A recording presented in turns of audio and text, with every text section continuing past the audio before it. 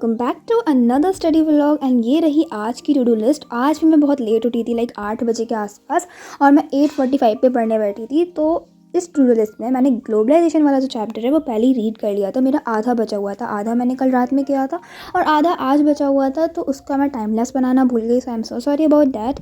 And उसके बाद मैंने मनी एंड क्रेडिट करना शुरू किया। एंड ये जो है 20 से मैंने टाइमलेस बनाया था, बिकॉज मेरा फ़ोन जो है वो डिस्चार्ज था, तो पहले मैंने उसे चार्ज किया। एंड ये वाला जो चैप्टर है, या फिर आप कहो 10th की इकोनॉमिक्स ही है, वो मुझे बहुत ज़्यादा इजी लगती है। इवन 9th की भी इजी थी, बट 10th की बहुत ज़्यादा इजी है एज़ कम्पेयर टू 9th। और इसीलिए इसमें ज़्यादा लर्निंग भी नहीं है। तो इकोनॉमिक्स पढ़ना like my comfort subject among social studies, economics and history. तो ये दोनों चैप्टर करते करते मुझे लगभग 1 घंटा और 20 मिनट लग गए थे। आफ्टर दैट मैं टेरेस पर गई, बहुत अच्छी धूप निकली हुई थी। तो यहाँ पर मेरा थोड़ा कंस्ट्रक्शन वर्क चल रहा है, इसलिए टेरेस पूरी तहस नहस पड़ी हुई थी। बट मैंने यहाँ पर एक छोटा सा खटोला डाला। आई मीन हाँ, बुंदेलखंडी में इसको ऐसे ही बोलते हैं। कमेंट में डाउन आप उसको क्या बोलेंगे। तो फिर यहाँ पर बैठकर मैंने मैन्युफैक्चरिंग इंडस्ट्रीज़ वाला चैप्टर पढ़ा। एंड ये चैप्टर छोटा है, बट मुझे तब भी पसंद नहीं, बिकॉज मुझे जोग्राफ़ी बिल्कुल भी पसंद नहीं है यार। उसमें बहुत लर्न करना पड़ता है, खासकर 10th की जोग्राफ़ी तो मुझे बिल्कुल अच्छी नहीं लगी।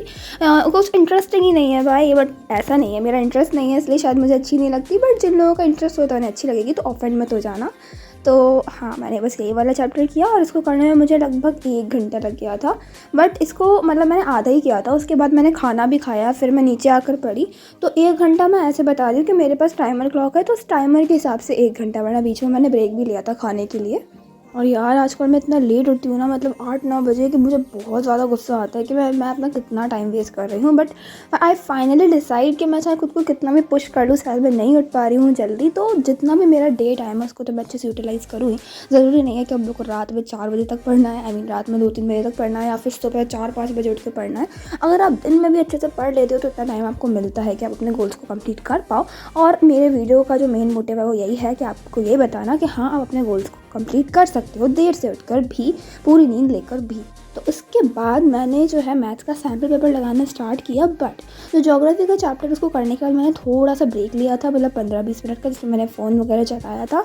और उसके बाद फिर मैंने नहाया भी वगैरह था। तो हाँ, मतलब 40 to 50 मिनट का ब्रेक हो गया था। उसके बाद मैंने मैथ्स का किया सैम्पल पेपर, जिसमें मेरे इस बार 80 आउट ऑफ 80 आ गए फाइनली। उसके बाद मैं करने बैठ गई acid basis and salt from NCERT। And मैं मतलब जिसकी कोचिंग जाती हूँ, तो हमारे जो केमिस्ट्री वाले सर है वो हमारे पूरे जो सिटी है उस पर फेमस है, बिकॉज वो बहुत अच्छा पढ़ाते हैं, लाइक लिटरली।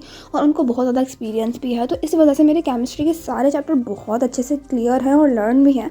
तो इसको करने में मुझे बहुत ज़्यादा टाइम तो नहीं लगना चाहिए था, बट मैं अपने पेरेंट्स से थोड़ा बहुत बात भी कर रही थी, इसलिए थोड़ा सा टाइम लग गया। बाकी मैं रिएक्शंस को लिख कर देख रही थी और थोड़ा मतलब इस तरीके से ही कर रही थी। ओके, केमिस्ट्री पढ़ने का मेरा यही होता है हमेशा, मैं रिएक्शंस को लिख कर देखती हूँ, बाकी सबको ओरली पढ़ती हूँ। आफ्टर दैट मैं साइंस का जो है सैम्पल पेपर लगाने बैठ गई। अरिहंत का है बाय द वे। और जब मैं ये लगाने बैठी तो मेरी कोचिंग में सिर्फ आधा घंटा बचा हुआ था, तो आई वॉज नॉट श्योर कि मैं पूरा कर लूँगी। सबसे पहले मैंने ए सेक्शन किया, तो MCQs में इस बार मेरे बहुत कम आए, लाइक 16 आउट ऑफ 20, जो कि आई नो बहुत कम है, बिकॉज मेरे कभी इतने गलत नहीं होते MCQ। बट इस बार असर्शन रीज़न में कन्फ्यूज़ हो गई थी, इसलिए मेरे 3 असर्शन रीज़न ही गलत हो गए। और एक question out of the syllabus था, थोड़े बहुत तो रख ही देते हैं ये लोग आउट ऑफ द सिलेबस। तो फिर मैंने बस इसका A, B, C सेक्शन किया। उसके बाद D और E मैंने सोचा कि मैं कोचिंग के बाद करूँगी, बट मैं कोचिंग गई नहीं उसके बाद। तो कोचिंग नहीं गई, तो उसके बाद फिर मैंने 1 घंटे का ब्रेक ले लिया था, जिसमें मम्मा ने स्नैक्स वगैरह बनाए थे तो वो खाए। फिर सैम्पल पेपर दोबारा से किया। एंड आफ्टर डैट मैंने मैग्नेटिक इफेक्ट्स जो है उसका वीडियो देख लिया था, मतलब 30 मिनट का। और उसके बाद मैंने पूरा चैप्टर रीड भी कर लिया था। एंड क्योंकि मैं ऑफलाइन कोचिंग जाती हूँ, तो मैं ऑनलाइन मैंने कोई बैच नहीं ले रखा। But I have to say that Udaan के जो भी टीचर्स हैं, they are so good, except Sunil भैया। देखो ऑफेंड मत हो जाना, बट आई प्रेफर कि सुनील भैया से ज़्यादा सानिया मैम ज़्यादा अच्छा पढ़ाती है। मुझे तो ऐसे ही लगता है भाई, सबके अपने अपने ओपिनियन होते हैं। आप कमेंट में बताना कि आपको सुनील भैया और सानिया मैम में किसका ज़्यादा अच्छा लगता है। सो आफ्टर डैट मुझे कुछ भी रीड करने का या सॉल्व करने का मन नहीं था, तो मैंने सोचा चलो अब अपना एक कम्फर्ट वीडियो देख लेते हैं, विच इज़ ऑफकोर्स एजुकेशनल भैया का वीडियो। यार इनका वीडियो तो ऐसे होता है, जब मैं थक जाती हूँ तो एंटरटेनमेंट के लिए भी देख लेती हूँ भाई, ये बहुत अच्छे बनाते हैं। तो बस, और यहाँ पर मेरा टाइमर चल रहा है। ओके, ये टाइम नहीं है, ये टाइमर है। ये 1 घंटे का था। उसके बाद फिर मैंने जो हिंदी अध्यापक हैं उनका ऑल क्षितिज की जो कविताएं हैं उनका वाला वीडियो देखा, वो भी लगभग 30 मिनट्स का था। एंड उसके साथ साथ मैं अपने वीडियो को एडिट भी कर रही थी।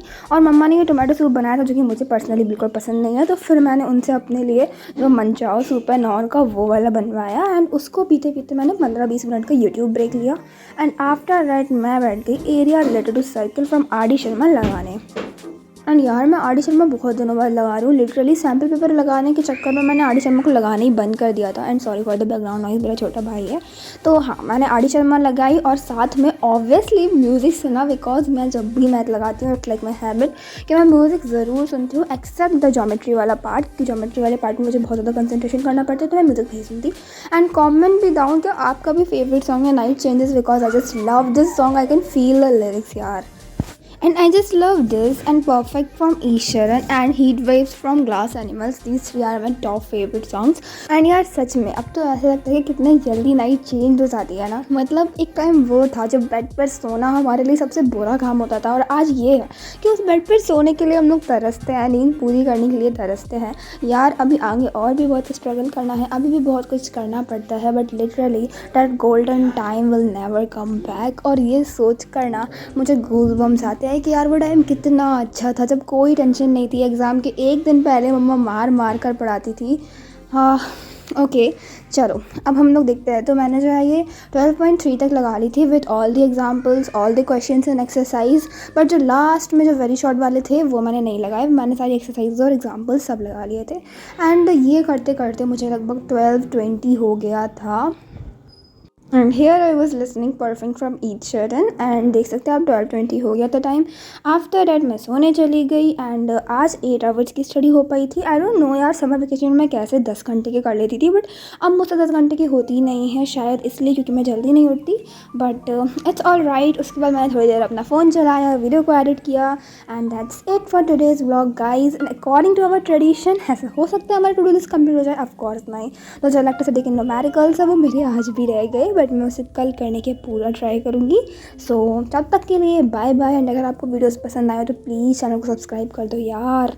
So finally it's end of this video but not of our beautiful journey. So join me in this journey and let's grow together.